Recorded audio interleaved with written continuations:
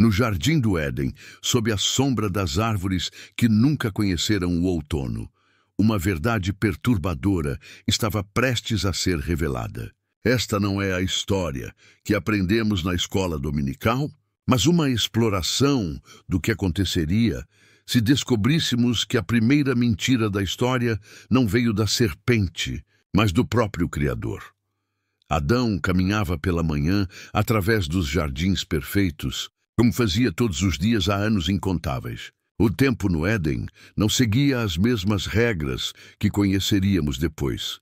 Não havia urgência, não havia envelhecimento, apenas a eternidade se desenrolando em momentos perfeitos. Eva estava ao seu lado, seus cabelos dourados captando a luz matinal de forma que parecia quase divina. Eles haviam acabado de terminar sua conversa diária com Deus durante a viração do dia. Aquele momento sagrado, quando o Criador vinha caminhar com eles e compartilhar os segredos da criação. Mas hoje, algo havia sido diferente. Havia uma tensão na voz divina que nunca haviam percebido antes. Uma hesitação quando eles fizeram perguntas sobre certas árvores no jardim. Adão, disse Eva, parando perto de um regato cristalino. Você notou algo estranho na conversa de hoje? Adão franziu a testa. Ele também havia sentido algo, mas não conseguia identificar exatamente o que. Quando perguntamos sobre a diferença entre a árvore da vida e a árvore do conhecimento do bem e do mal, ele pareceu evasivo. Exatamente. Concordou Eva. E quando perguntei por que uma árvore nos daria conhecimento que ele não quer que tenhamos, ele mudou de assunto muito rapidamente. Eles continuaram caminhando, mas uma semente de dúvida havia sido plantada. Não uma dúvida sobre a existência ou poder de Deus, mas sobre suas motivações. Era um tipo de questionamento que nunca haviam experimentado antes, e era desconfortável. Naquela tarde, enquanto cuidavam do jardim, uma tarefa que mais parecia brincadeira prazerosa do que trabalho, eles se encontraram inevitavelmente caminhando em direção ao centro do Éden, onde as duas árvores mais importantes cresciam lado a lado. A árvore da vida era majestosa, com frutos dourados que pareciam pulsar com energia vital. Seus galhos se estendiam amplamente, oferecendo sombra generosa, e havia algo acolhedor em sua presença. Já a árvore do conhecimento do bem e do mal era igualmente bela, mas de uma forma mais intrigante. Seus frutos eram de cores que mudavam conforme a luz, e havia uma qualidade hipnótica em sua aparência. Você já se perguntou, disse Eva lentamente, por que Deus colocaria uma árvore no jardim e depois nos proibiria de comer dela? Adão considerou a pergunta. Era lógica demais para ser ignorada. Se ele não quisesse que comêssemos, por que não simplesmente não a criou? Ou a colocou em algum lugar fora do nosso alcance? É quase como se... Eva hesitou. Como se ele quisesse que ficássemos tentados. Foi neste momento que algo extraordinário aconteceu. Uma voz que eles conheciam muito bem ecoou através do jardim, mas não era o tom caloroso e paternal que estavam acostumados. Era a voz de Deus, mas havia nela uma qualidade que nunca haviam ouvido antes: vulnerabilidade. Meus filhos, disse a voz, e eles se viraram para ver uma manifestação de luz divina se aproximando. Mas desta vez ela piscava de forma irregular, como uma chama lutando contra o vento. Há algo que preciso lhes contar. Adão e Eva se entreolharam, seus corações acelerando com uma ansiedade que não sabiam que era possível sentir no paraíso. Durante todos estes anos, continuou Deus, e agora sua voz carregava o peso de algo pesado demais para ser suportado facilmente. Eu lhes disse que se comessem da árvore do conhecimento do bem e do mal, certamente morreriam. Sim, pai, respondeu Adão respeitosamente. E sempre respeitamos tua palavra. Esse é exatamente o problema, suspirou Deus. A verdade é, vocês não morreriam. O silêncio que se seguiu foi ensurdecedor. Era como se todo o jardim tivesse parado de respirar. As flores cessaram seu balançar suave, os pássaros se calaram, até mesmo o vento parou. O quê? E sussurrou Eva. Sua voz mal sendo audível. A verdade, continuou Deus, sua forma luminosa agora tremulando de forma quase frenética, é que se vocês comessem da árvore do conhecimento, vocês realmente se tornariam como eu, conhecendo o bem e o mal. E eu tinha medo do que isso significaria. Adão sentiu suas pernas fraquejarem. Pai, tu mentiste para nós. Menti, admitiu Deus, e pela primeira vez na história da criação, o Criador chorou. Suas lágrimas caíam como chuva dourada sobre o jardim. Menti porque tinha medo de que, se vocês soubessem a verdade sobre o bem e o mal, sobre a complexidade moral do universo, vocês poderiam escolher se afastar de mim. Eva se aproximou da árvore proibida, seus olhos fixos nos frutos cambiantes. Então, se comerem, disse Deus, vocês compreenderão coisas que eu esperava que nunca precisassem saber. Vocês entenderão que nem tudo o que faço é puramente bom, que às vezes preciso tomar decisões difíceis, que o universo é mais complicado do que o paraíso que criei para vocês. Mas por que nos manter na ignorância? Perguntou Adão, sua voz carregada de uma dor que ele mal compreendia. Porque, respondeu Deus, uma vez que vocês conheçam o bem e o mal verdadeiramente, não como conceitos abstratos, mas como realidades vividas, vocês verão que mesmo eu, seu Criador, às vezes preciso escolher entre dois males. Às vezes preciso permitir sofrimento para evitar sofrimentos maiores. Vocês verão que a moralidade não é tão clara quanto parece neste jardim perfeito. Eva estendeu a mão em direção ao fruto. E se escolhermos comer mesmo assim? Então vocês se tornarão verdadeiramente maduros, verdadeiramente livres, verdadeiramente responsáveis por suas próprias escolhas morais, disse Deus. Mas também carregarão o peso de compreender que o universo é um lugar moralmente ambíguo, onde até mesmo deuses fazem escolhas imperfeitas. Adão olhou para Eva, depois para Deus. Pai, tu mentes sobre outras coisas também? A pergunta cortou o ar como uma lâmina. Deus ficou em silêncio por um longo momento antes de responder. Sim, sussurrou. Minto quando a verdade seria cruel demais para suportar. Minto quando a realidade completa destruiria a esperança. Minto quando sou fraco demais para enfrentar as consequências da verdade total. Eva pegou o fruto. Sua pele era morna ao toque, e ela podia sentir uma energia pulsando dentro dele. Se comermos, ainda poderemos te amar? Sabendo que tu podes mentir? Essa, disse Deus com uma tristeza profunda, é exatamente a pergunta que me aterrorizou desde o momento que os criei. Vocês ainda poderão amar alguém que é imperfeito, mesmo que esse alguém seja seu Criador. Eva mordeu o fruto. O que aconteceu a seguir não foi uma explosão de conhecimento, mas um desdobramento gradual e inevitável da compreensão. Era como se camadas e camadas de véus fossem sendo removidas de seus olhos, revelando um universo infinitamente mais complexo do que haviam imaginado. Eles viram que Deus havia criado incontáveis mundos e que nem todos eram paraísos. Viram que havia sofrimento em outras partes da criação, que havia seres que lutavam e morriam, que havia injustiças que não eram imediatamente corrigidas. Viram que Deus, às vezes, tinha que escolher entre salvar uma espécie e permitir que outra se extinguisse. Viram que havia leis naturais que ele havia estabelecido que às vezes levavam a tragédias, mas que alterar essas leis causaria tragédias ainda maiores. Viram que a própria criação do livre-arbítrio garantia que haveria escolhas ruins, sofrimento desnecessário, males que Deus poderia prevenir, mas escolhia não fazer para preservar a liberdade de escolha. E mais perturbador de tudo, viram que Deus às vezes se sentia perdido, às vezes questionava suas próprias decisões, às vezes desejava poder desfazer escolhas que havia feito. Adão comeu também. Quando o conhecimento se estabeleceu completamente em suas mentes, eles se olharam com olhos que agora viam muito mais do que antes. Ainda estavam no paraíso, ainda eram amados, ainda eram filhos de Deus.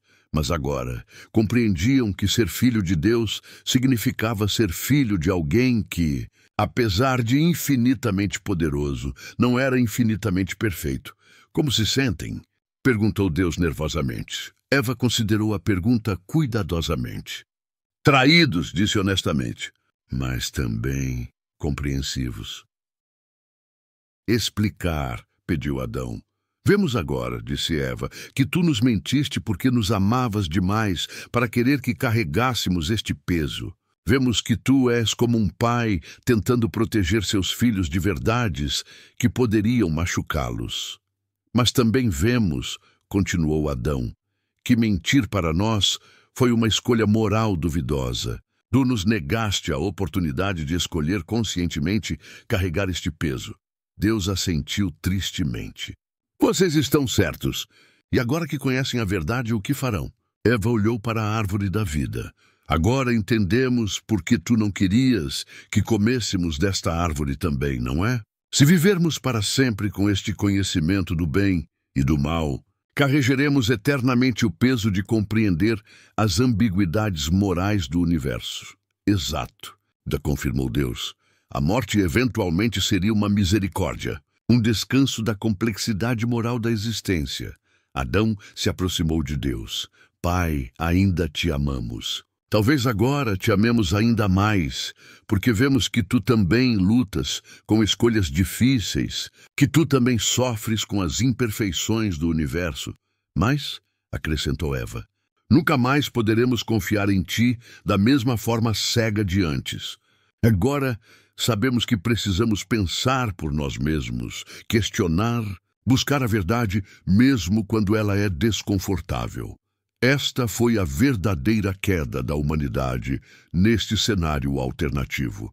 Não uma queda da inocência para o pecado, mas uma queda da confiança cega para o amor maduro. Eles ainda amavam Deus, mas agora era um amor baseado na escolha consciente, não na ignorância bem-intencionada. O que acontece agora? E perguntou Adão. Agora, disse Deus, vocês têm uma escolha real. Podem comer da árvore da vida e viver para sempre carregando este conhecimento, tornando-se verdadeiramente como eu, imortais, mas carregados com o peso da responsabilidade moral. Ou podem escolher a mortalidade, viver vidas plenas, mas finitas, passando o conhecimento para seus filhos, para que cada geração possa escolher como lidar com a complexidade moral. Eva e Adão se entreolharam.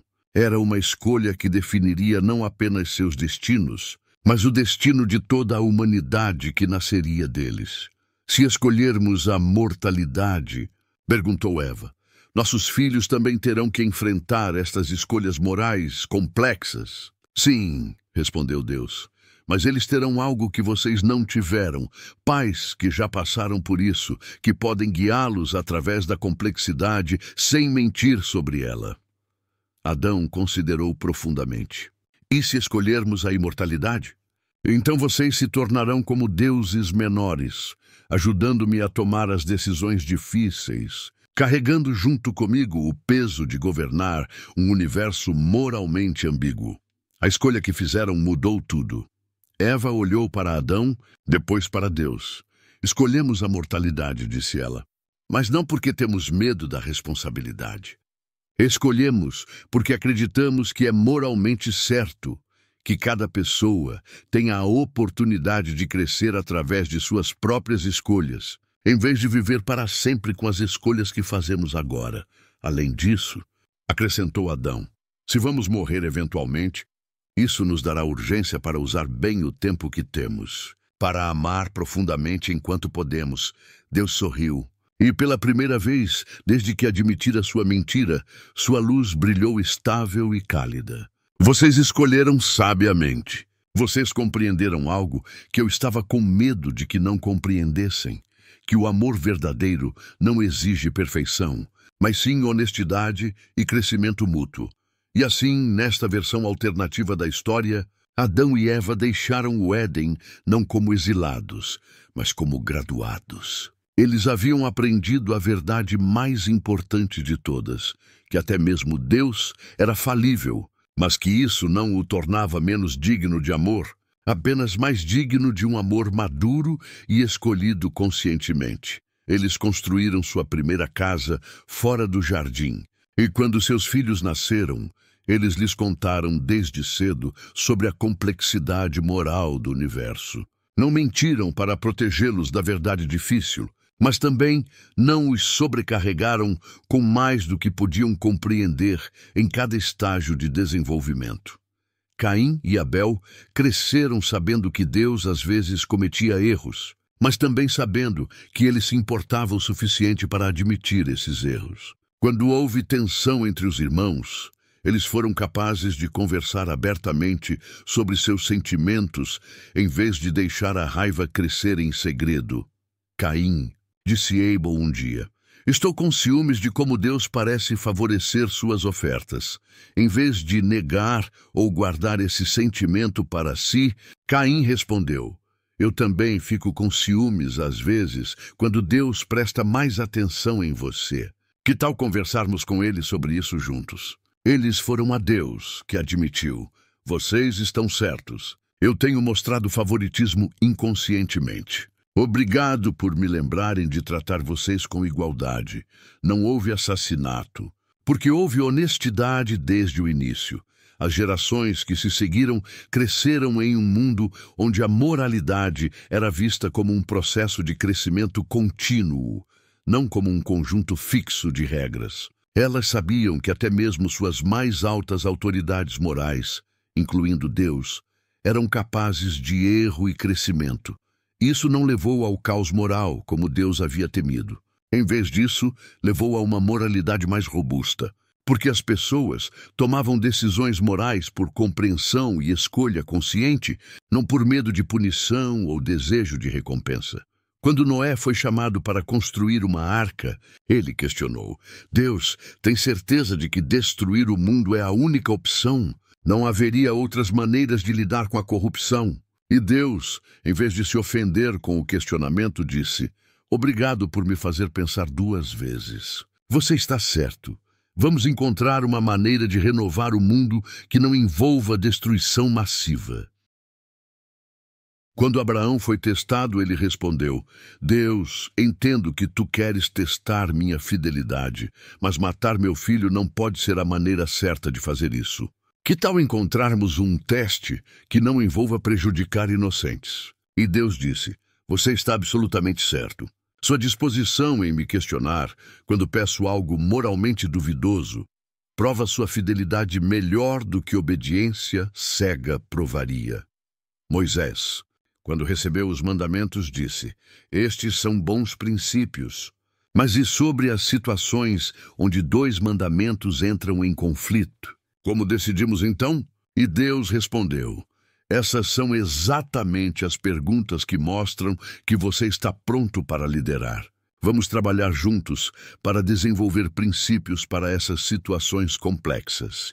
Jesus, quando veio, não precisou morrer como sacrifício pelos pecados da humanidade, porque a humanidade havia aprendido a lidar com seus erros através de honestidade, arrependimento e crescimento mútuo.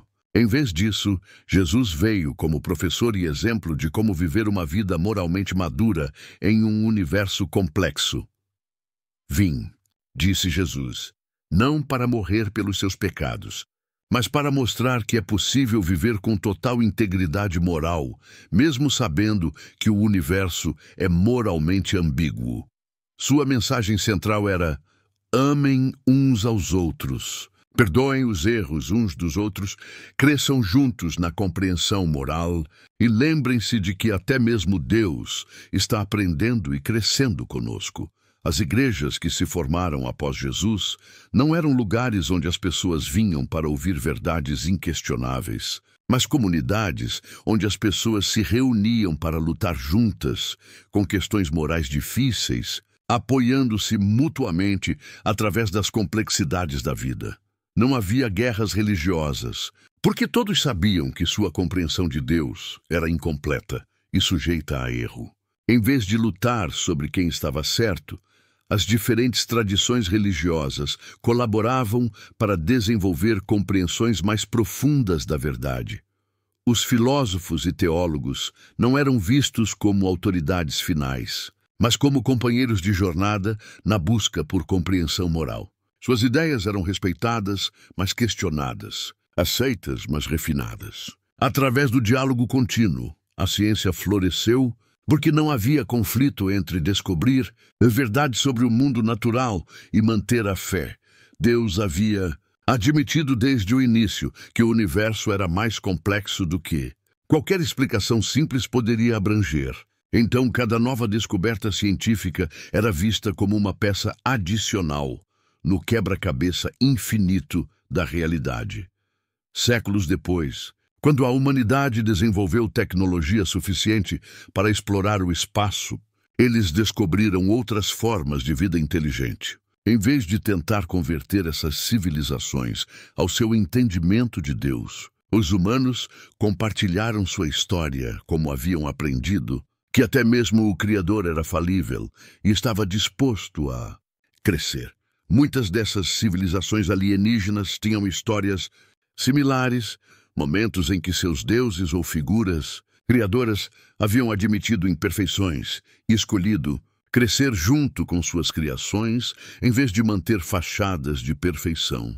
Uma federação intergaláctica se formou, baseada não em conquista ou conversão, mas na compreensão compartilhada de que a moralidade era um projeto colaborativo entre todas as formas conscientes de vida. Deus, que havia começado como o criador solitário de um pequeno jardim, agora era parte de uma comunidade cósmica de seres conscientes, todos trabalhando juntos para navegar as complexidades éticas de um universo infinito. Sabem, disse Deus durante uma das reuniões cósmicas regulares, estou grato por Eva ter escolhido comer aquele fruto. Se ela não tivesse feito isso, eu poderia ter permanecido para sempre como um pai superprotetor, negando a todos nós a oportunidade de crescer juntos. Eva, agora uma consciência eterna, que havia escolhido a imortalidade em uma encarnação posterior, quando se sentiu pronta para a responsabilidade cósmica, sorriu. Às vezes, as melhores decisões são aquelas que nos forçam a enfrentar verdades desconfortáveis. E assim, a mentira de Deus sobre a árvore do conhecimento se tornou paradoxalmente a fonte da maior verdade de todas, que o crescimento moral real só acontece quando estamos dispostos a enfrentar e trabalhar através de nossas imperfeições, sejamos humanos ou divinos. O universo havia se tornado um lugar não onde a perfeição moral era esperada, mas onde o crescimento moral era celebrado. Não um lugar onde erros eram condenados imperdoavelmente, mas onde erros eram vistos como oportunidades para compreensão mais profunda. E no centro de tudo, a lição original permanecia, que o amor verdadeiro, seja entre humanos e divino, ou entre todas as formas conscientes de vida, não exige perfeição, mas sim honestidade, perdão e o compromisso de crescer juntos através de todas as complexidades morais que a existência apresenta. A mentira de Deus havia se tornado a fundação da maior verdade cósmica de todas.